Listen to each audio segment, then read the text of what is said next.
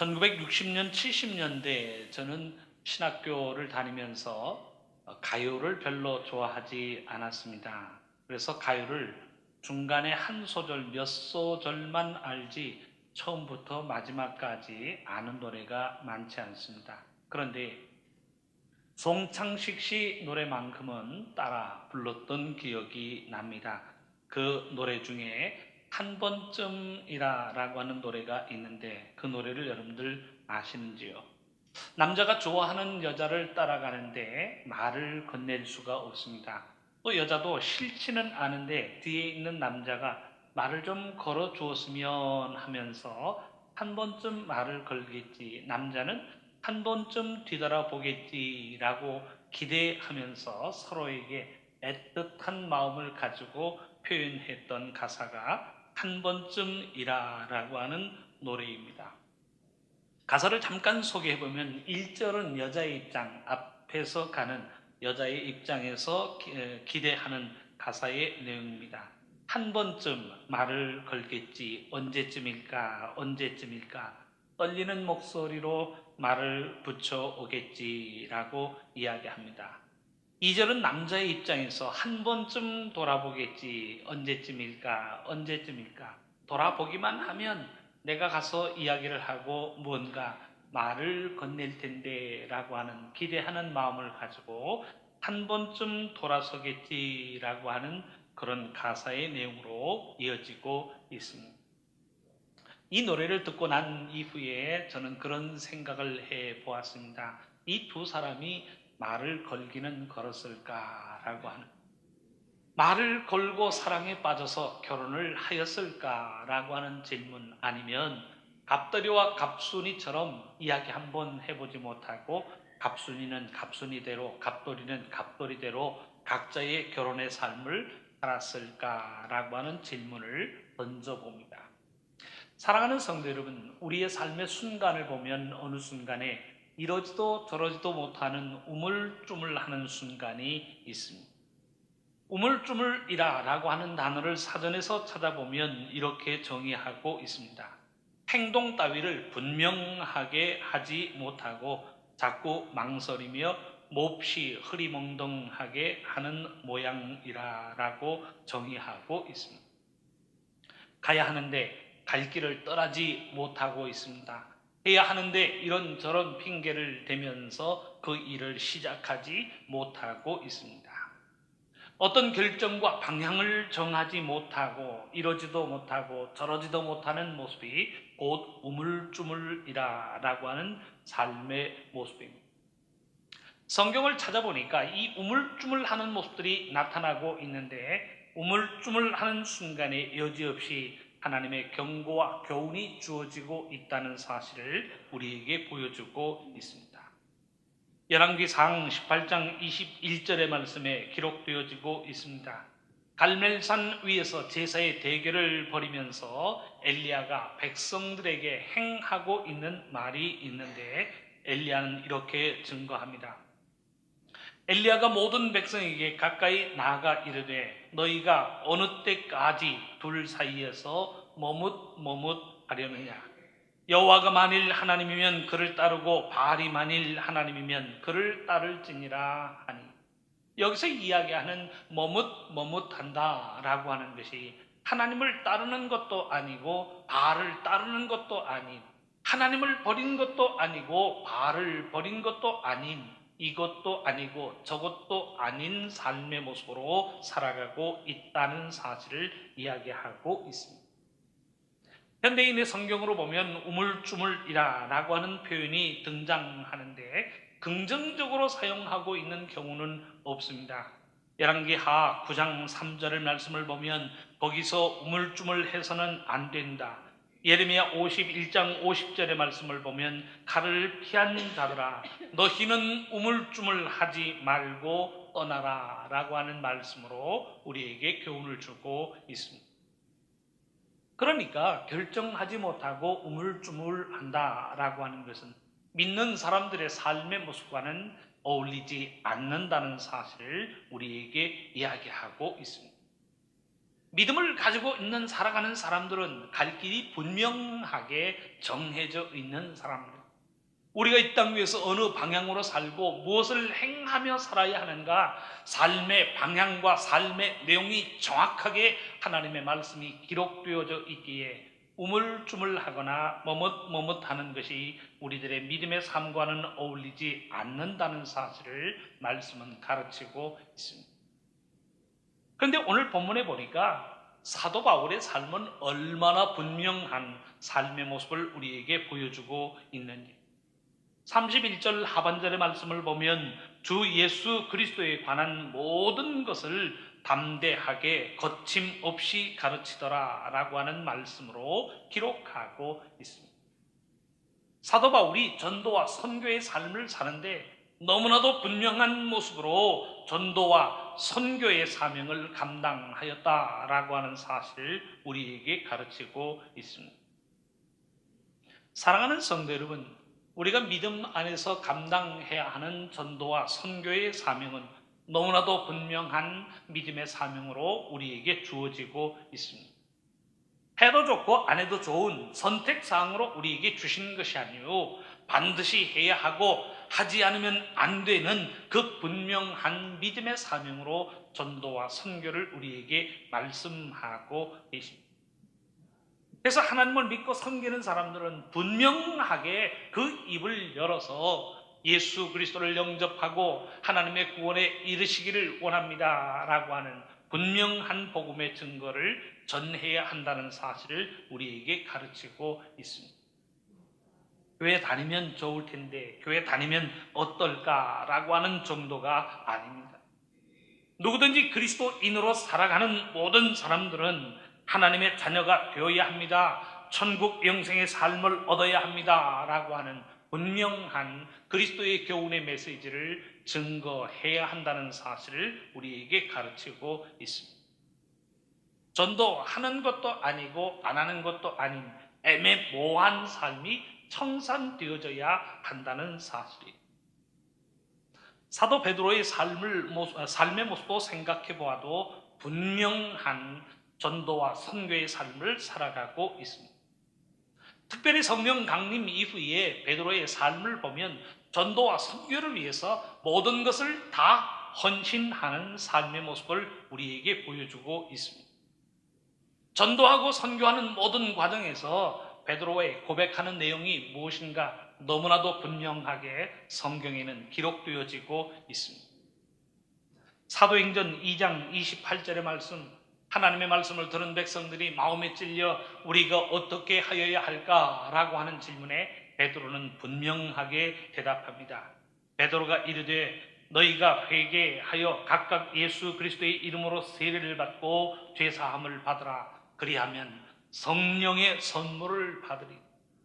회개하고 예수 그리스도의 이름으로 세례를 받고 성령의 세례를 받으라 라고 하는 분명한 메시지를 선포하고 있습니다. 하면 좋겠는데 라고 하는 애매함으로 이야기하지 않았습니다. 그의 외침은 단호하고도 분명한 모습으로 증거하고 있습니다. 공회원들이 듣고 있기 때문에 예수 그리스도의 이름을 꺼낸다라고 하는 것이 불편할 수 있었습니다. 예수 그리스도의 이름을 잘못 꺼냈다가 종교 경찰에 붙잡혀 가서 옥고를 치를 수 있는 상황이었습니다. 그럼에도 불구하고 베드로는 분명하고 단호하고 정확하게 증거합니다. 사도행전 5장 30절에서 31절의 말씀을 보면 예수 그리스도의 이름을 거론하면서 베드로가 얼마나 분명하고 정확하게 증거하고 있는지, 너희가 나무에 달아 죽인 예수를 우리 조상의 하나님이 살리시고 이스라엘에게 회개함과 제사함을 주시려고 그를 오른손으로 높이사 임금과 구주로 삼으셨느니 너희가 죽였다라고 하는 사실을 거침없이 이야기하고 있습니다. 그 예수 그리스도를 하나님이 높이 드사 임금과 구주로 삼으셨다라고 하는 사실을 거침없이 증거하고 있습니다. 자기 혼잣말이 아닌 공회를 향하여, 바리새인들과 서기관들을 향하여 분명하게 거침없이 고백하고 있습니다. 현대인의 성경을 보면 아무런 방해도 받지 않고 담대하게 하나님의 나라를 전파하였다라고 하는 사실을 기록하고 있습니다. 사랑하는 성도 여러분, 오늘 본문에 나타나고 있는 담대하게 거침없이라고 하는 표현은 전도와 선교를 향한 우리들의 자세가 어떠해야 하는가라고 하는 사실을 우리에게 가르치고 있습니다. 먼저는 전도하고 선교함에 있어서 아무런 방해를 받지 않는다라고 하는 의미인 것이고, 둘째는 대담하고 담대하다라고 하는 모습을 이야기하고 있습니다. 그런데 이 사실은 두 가지의 표현이 아니라 하나의 사실을 우리에게 가르치고 있습니다. 어떤 상황에서도 기죽거나 위축되지 않고 그리스도의 복음을 증거하였다라고 하는 사실을 우리에게 이야기하고 있습니다. 다른 할 일을 다 한 이후에 남은 시간으로 전도하고 선교하는 것이 아니라 하나님의 말씀을 증거하고 하나님의 도를 증거하는 이 모든 일에 자신의 삶의 모든 것을 헌신하였다는 사실을 우리에게 보여주고 있습니다. 이 의미를 한마디로 표현한다면 얼마나 담대하게 증거하는지 어느 누구도 그들의 증거함을 방해할 수 없었다는 사실을 우리에게 보여주고 있습니다. 사도 바울의 삶은 어떤 삶인가요? 사도 바울의 삶은 오직 복음 증거를 위하여 사는 삶이었습니다. 이미 예수님께서 다메섹 도상에서 그를 부르시는 순간에 그는 전도와 선교를 위하여 선택되어진 인생이었다는 사실을 예수님 분명히 말씀하고 계십니다. 이 사실을 예수님께서 아나니아를 부르사 말씀하시는 과정에서 언급하고 계십니다. 사도행전 9장 15절의 말씀은 이렇게 기록합니다. 주께서 이르시되 아나니아에게 하시는 말씀이 가라, 이 사람은 내 이름을 이방인과 임금들과 이스라엘 자손들에게 전하기 위하여 택한 나의 그릇이라. 이방인과 임금들과 이스라엘 자손들에게 예수 그리스도의 이름을 전하기 위하여 선택되어졌다라고 하는 사실을 분명히 말씀하고 계십니다. 그러니까 사도 바울이 목숨 건 전도 여행을 감행하고 있는 이유가 무엇인가요? 왜 하나님께서 자신을 사도로 세우시고 왜 예수님께서 자신을 만나사 자신을 예수 그리스도를 믿는 사람으로 바꾸어 주셨는가라고 하는 사실을 사도 바울은 분명히 알고 있었기 때문입니다. 복음 증거를 위하여 그를 사도로 부르시고 복음 증거를 위하여 사도로 세우셨다는 사실을 사도 바울은 망각하지 아니합니다. 그러니 목숨을 걸고서라도 전도와 선교의 사명을 감당하고 있는 것입니다. 그렇다면 사랑하는 성도 여러분, 하나님께서 우리를 그리스도인으로 부르신 이유가 무엇인가요? 이 땅에 하나님의 교회를 세우시고 그 이름하여 대구 제2교회라고 하는 이름을 주신 이유가 무엇인가요? 우리가 하나님을 믿고 하나님의 자녀가 되어서 이 땅 위에서 하나님의 복과 은혜를 누리며 살아가는 것, 그것으로 믿음의 이유, 믿음의 목적이 이루어지는 것인가? 라고 하는 질문을 던져보실 수 있기를 바랍니다. 왜 하나님께서 나를 그리스도인으로 세우시고 왜 하나님께서 이 땅 위에 하나님의 교회를 세우셨는가? 라고 하는 질문에 대한 대답은 분명합니다. 예수 그리스도의 복음과 부활의 증거를 증거하기 위하여 우리를 그리스도인으로 세우시고 이 땅에 하나님의 교회를 세우고 계십니다. 나를 그리스도인으로 세우시고 우리를 하나님의 자녀로 세우신 것은 우리의 입술을 통하여 예수 그리스도의 부활의 증거가 땅끝까지 증거되기 위하여 우리를 부르셨다는 사실을 말씀은 기록하고 있습니다. 부활하신 예수님께서 남기고 계시는 마지막 당부가 무엇인가요? 마태복음 28장 19절과 20절의 말씀을 보면 그러므로 너희는 가서 모든 민족을 제자로 삼아 아버지와 아들과 성령의 이름으로 세례를 베풀고 내가 너희에게 분부한 모든 것을 가르쳐 지키게 하라. 예수님은 그 마지막 당부를 남기고 계십니다. 승천하시기 전 남기신 말씀도 다르지 않습니다. 예루살렘과 온 유다와 사마리아와 땅끝까지 이르러 내 증인이 되리라 예수님 말씀하고 계십니다. 예수님께서 제자들을 부르실 때에도 무엇이라고 말씀하시는가요? 마가복음 1장 17절의 말씀을 보면 예수께서 이르시되 나를 따라오라 내가 너희로 사람을 낚는 어부가 되게 하리라.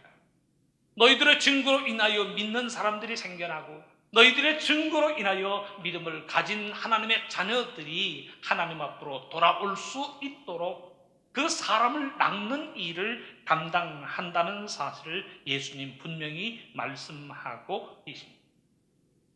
그러니 우리를 그리스도인으로 세우시는 이유가 분명하여지고 하나님이 왜 이 땅에 하나님의 교회를 세우시는가라고 하는 그 목적과 이유는 분명합니다. 곧 복음 증거와 복음 전파를 위하여 그리스도인으로 세우시고 하나님의 교회를 세우신다는 사실을 우리에게 가르치고 있습니다. 우리의 입을 열어 복음을 증거하라 하나님은 말씀하고 계십니다. 그 전도와 선교를 통하여 그리스도의 복음이 모든 민족, 모든 나라에 증거되어지기를 하나님은 원하고 계십니다. 사도 바울은요, 한순간도 이 사실을 망각하지 않았습니다. 그래서 그리스도를 만난 이후에 자신이 하나님의 구원에 이르게 되었다라고 하는 사실로 만족하지 않았습니다. 가는 곳마다 복음을 증거합니다.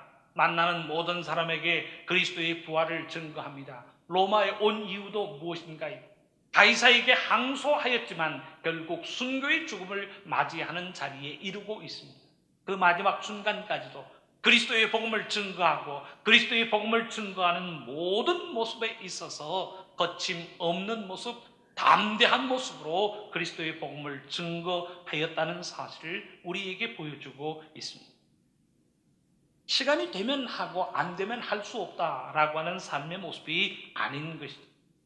본문이 증거하고 있는 대로 담대하게 거침없이 예수 그리스도의 복음을 증거하는 모습을 우리에게 보여주고 있습니다. 사랑하는 성도 여러분, 오늘의 본문이 우리에게 보여주고 있는 사도 바울의 모습과 전도와 선교에 대한 우리들의 모습을 한번 비교하여 보실 수 있기를 바랍니다. 우리들의 삶은 어떤 열심을 가지고 그리스도의 교회 복음을 증거하고 있습니까? 아무런 일에도 방해받지 않고 예수 그리스도의 교회 복음을 증거하고 있는가라고 하는 질문입니다. 전도하고 선교하는 것이 내 삶에 있어서 일상사가 되어 있나요? 아니면 우리의 입을 열어 예수 그리스도의 복음을 증거한다라고 하는 것이 특별한 일이 되어가고 있는가라고 하는 질문입니다. 지난번 봄 노회시에 우리 경북노회에서 좀 특별한 결정을 하였습니다. 생각해보면 특별한 결정도 아니에요. 부총회장 선거에서 정직한 선거를 하자라고 하는 결정을 하였습니다. 만일 부정과 관련된 일이 적발되어진다면 총회, 총대 자격을 5년 동안 정지하자라고 하는 결정을 내렸습니다. 경북노회에서 이 결정이 있고 난 이후에 기독공보에서 인터뷰한 이후에 이것을 기사화하였습니다. 다른 노회에서도 같은 결정이 따랐는데 우리도 경북노회처럼 하면서 정직한 선거, 클린 선거, 돈 안 주고 돈 안 받는 그런 선거를 하자라고 하는 결정이 잇따랐습니다. 사랑하는 성도 여러분, 그런데 한번 상식적으로 생각해 보시기를 바랍니다. 돈 받지 말고 깨끗하게 선거하자라고 하는 것이 특별한 결정인가요? 저는 이게 특별한 결정이 아니라고 생각해요. 누구나 그리스도인의 양심을 가지고 있는 사람이라면 이야기하지 않아도 정직한 선거를 해야 하는 것이 아닌가라고 하는 생각입니다. 착하게 살고 바르게 살자라고 하는 결심이 왜 특별한 결심, 유별난 결심이 되는 세상이 되어가고 있습니다.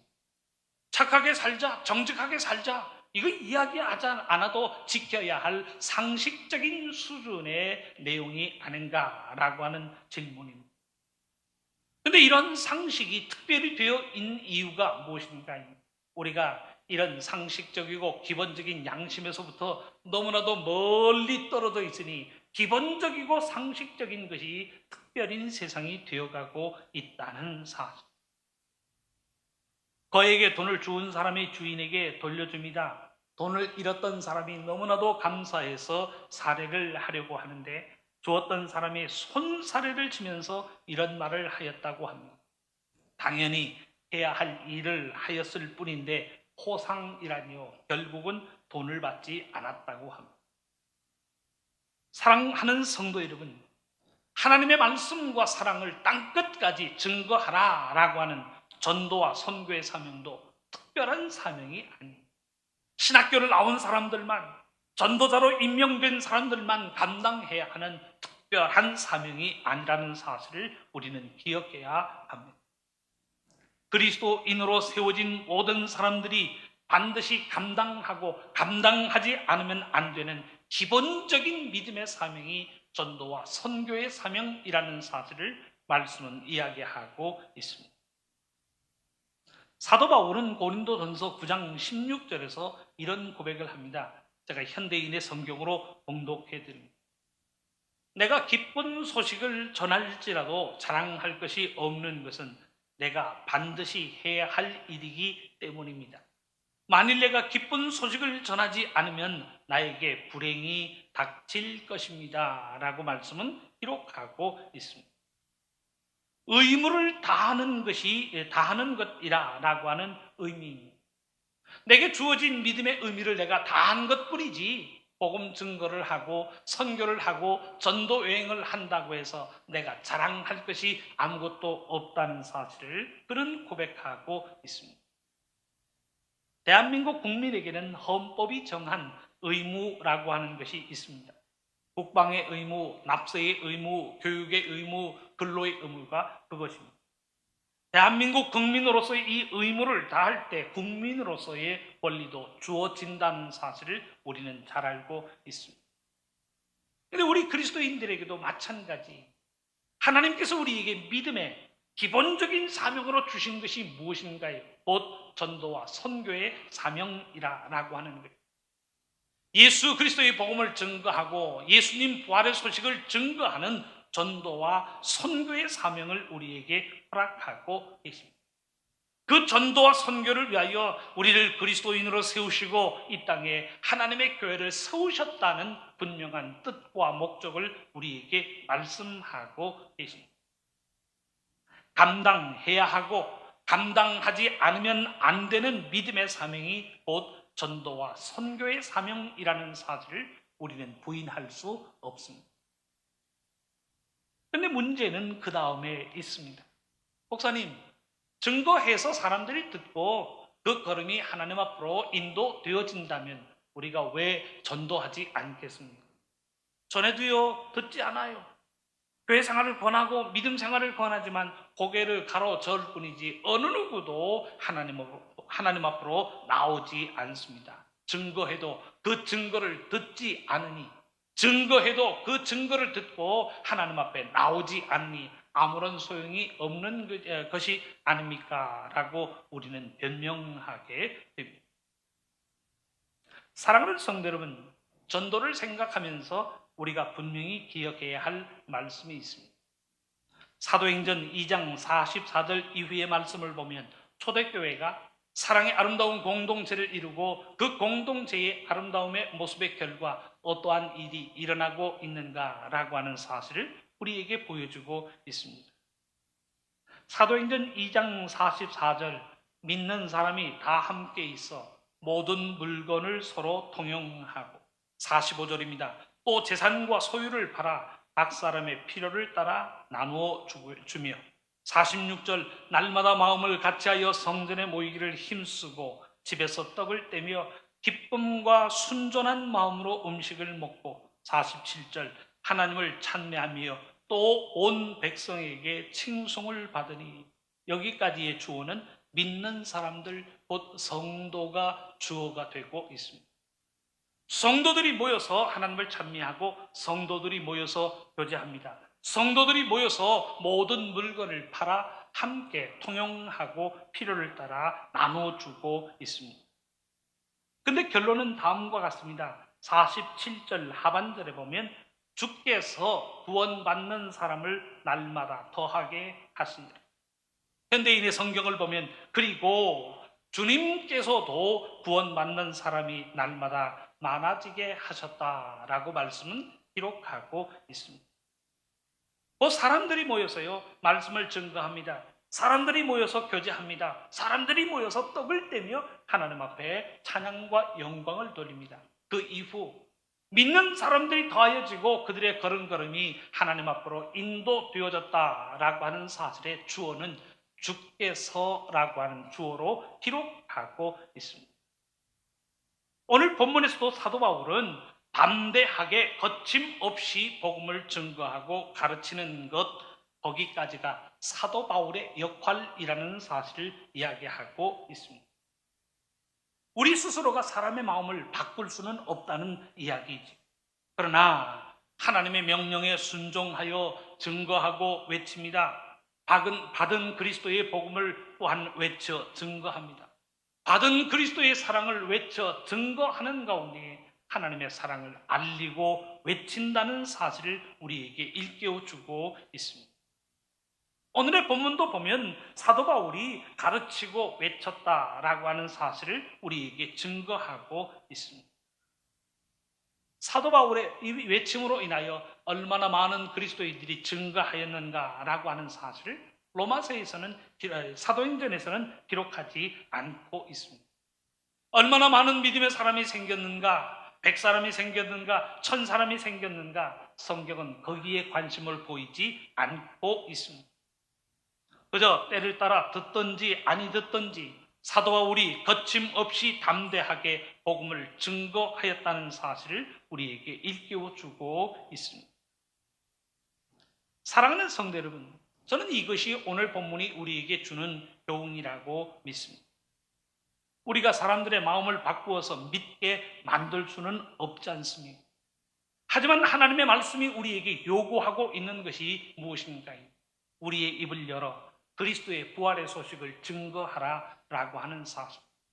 우리의 입을 열어 예수님께서 우리의 삶의 구주가 되시고 누구든지 예수 그리스도를 마음속에 영접하는 자 하나님의 자녀가 되고 하나님의 구원의 은혜로 옷 입는다는 사실을 우리의 입을 열어 알리라는 사실을 이야기하고 있습니다. 믿게 하는 것 주님이 하실 일이에요. 그들의 걸음을 인도하시는 것은 우리의 몫이 아니라 하나님의 몫이라는 사실을 말씀을 이야기하고 있습니다. 우리의 몫은 무엇인가요? 우리의 입을 열어서요. 예수님께서 우리에게 무슨 말씀을 하시고 예수님께서 우리에게 무슨 교훈을 주셨는가라고 하는 것, 들은 것, 깨달은 것, 마음속에 새긴 바를 입을 통하여 증거하고 외치라고 우리에게 이야기하고 있습니다. 사랑하는 성도 여러분, 2017년 이 시간 속에서 우리들이 미뤄왔던 전도와 선교의 사명이 있다면 말씀을 통하여 되돌아보는 시간들이 될 수 있기를 바랍니다. 연초 시작하면서 전도 대상자의 이름들을 다 적었지 않습니까? 이름을 적는 것만으로는 부족합니다. 그 이름을 기억하면서 기도하고 간구하는 것만이 전부는 아닙니다. 하나님이 원하시는 것은 우리의 입술이 열려지기를 원하고 계시는 것. 내가 만나는 모든 사람들에게 내가 하는 모든 일들마다 그리스도의 복음과 도의 교훈이 증거되어지기를 원하고 계십니다. 우리의 입을 열어 우리가 만나는 모든 사람들로 인하여 복음의 소식을 들을 수 있도록 우리의 입을 열어 증거할 것을 하나님의 말씀은 우리에게 교훈하고 있습니다. 그 다음은 주님이 하실 일이 증거되어진 하나님의 말씀이 어떻게 그들의 심령을 움직이는가, 어떻게 그들의 걸음걸음을 움직이는가, 그건 주님의 몫이고 주님의 할 일이에요. 우리의 임무는 우리의 입술을 열어 전하는 데 있습니다. 들을 수 있도록 증거하고 외치는 것이 우리가 믿음 안에서 감당해야 할 신앙의 사명이라는 사실을 말씀은 우리에게 가르치고 있습니다. 사랑하는 사랑하는 성도 여러분, 우리의 입을 열어 예수 그리스도의 도의 복음을 증거하는 시간들이 될 수 있기를 바랍니다. 오늘의 본문이 우리에게 보여주고 있는 것처럼 담대하게 거침없이 그리스도의 도의 복음을 증거하는 삶이 될 수 있기를 바랍니다. 그 그리스도의 교회 복음을 증거하는 가운데에 하나님의 복음의 전달자로 살아가는 우리 모두의 삶이 될 수 있기를 주님의 이름으로 축원합니다.